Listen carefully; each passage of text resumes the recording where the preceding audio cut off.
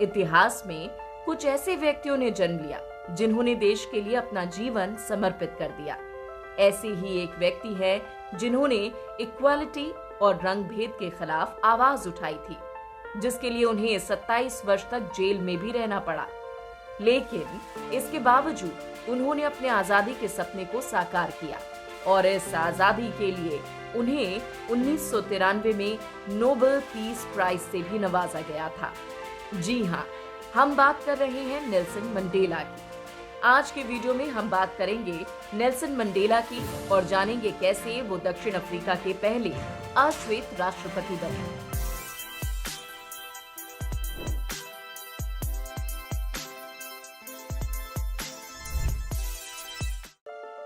Nelson Mandela, जिन्हें Madiba के नाम से भी जाना जाता है, उनका जन्म 18 जुलाई 1918 को दक्षिण अफ्रीका के मवेजो में हुआ था। उन्होंने कुनू के प्राथमिक विश्वविद्यालय में पढ़ाई की, जहां उनके शिक्षक ने उन्हें नेल्सन नाम दिया। उनके पिता तेम्बू लोगों के मदीबा कबीले के प्रमुख थे, जिनकी मृत्यु के बाद मंडेला का पालन पोषण रीजेंट जोंगिंग टबा ने किया। पिता की मृत्यु के बाद वकील बनने के लिए उन्होंने प्रमुख की दावेदारी त्याग दी। मंडेला ने University College of Fort Hare में बीए की डिग्री के लिए अपनी पढ़ाई शुरू की, लेकिन एक छात्र विरोध में शामिल होने की वजह से उन्हें निष्कासित कर दिया गया। 1941 में मंडेला ने जोहानसबर्ग में एक खदान सुरक्षा अधिकारी के रूप में काम किया, जहां उनका परिचय लेजर सिडल्स्की से हुआ। फिर उन्होंने अपने लेख वकीलों की एक फर्म विटकिन, एडलमैन और सिडल्स्की के माध्यम से लिखे। इस बीच उन्होंने यूनिवर्सिटी ऑफ विटवाटरसैंड में एलएलबी की पढ़ाई शुरू की, लेकिन गरीब छात्र होने की वजह से 1952 में विश्वविद्यालय छोड़ दिया।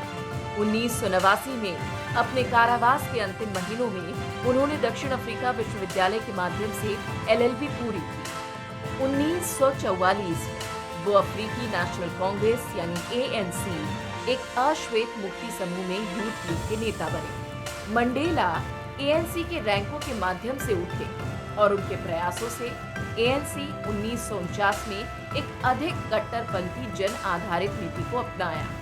1952 में उन्हें डिफाइंस कैंपेन के डेप्यूटी के रूप में चुना गया। उन्हें और 19 अन्य को सप्रेशन ऑफ कम्युनिज्म अधिनियम के तहत 9 महीने की सजा सुनाई गई। अगस्त 1952 में उन्होंने और ओलिवर टेम्बो ने दक्षिण अफ्रीका की पहली ब्लैक स्वामित्व वाली लॉ फर्म मंडेला और टेम्बो की स्थापना की। मंडेला की रंग भेद विरोधी सक्रियता ने उन्हें अधिकारियों का लगातार निशाना बनाया और 1952 के अंत में उन्हें पहली बार प्रतिबंधित किया गया। 1960 में शार्पविले में पुलिस बलों द्वारा निहत्थे अश्वेत दक्षिण अफ्रीकियों के नरसंहार के बाद मंडेला ने अपने अहिंसक रुख को त्याग दिया। मंडेला एएनसी के सैन्य विंग उमखोंटो वी सिजवे के संस्थापकों में से एक थे। 1962 में वे गुरिल्ला वॉरफेयर में प्रशिक्षण के लिए अल्जीरिया गए। उनकी वापसी के कुछ ही समय बाद मंडेला को नेटाल में गिरफ्तार किया और 5 साल की सजा सुनाई गई।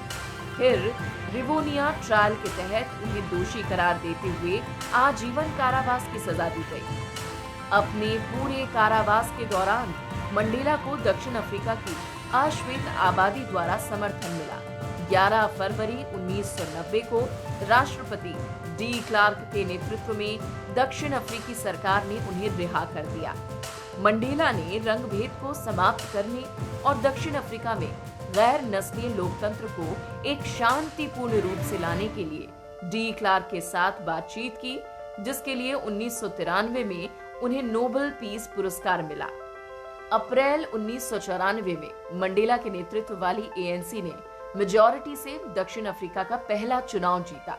उन्होंने 1995 में ट्रुथ एंड रिकॉन्सिलेशन यानी टीआरसी की स्थापना की, जिसने रंग भेद के तहत मानव अधिकारों के उल्लंघन की जांच की और देश की अश्वेत आबादी के जीवन स्तर में सुधार और विकास की शुरुआत की।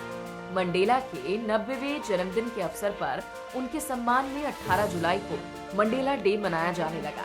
2013 में उनका देहांत हो गया। जिससे दुनिया भर में शोक की लहर छा गई। ऐसी अन्य जानकारियों के लिए हमें फॉलो करें। Till then take care and good bye.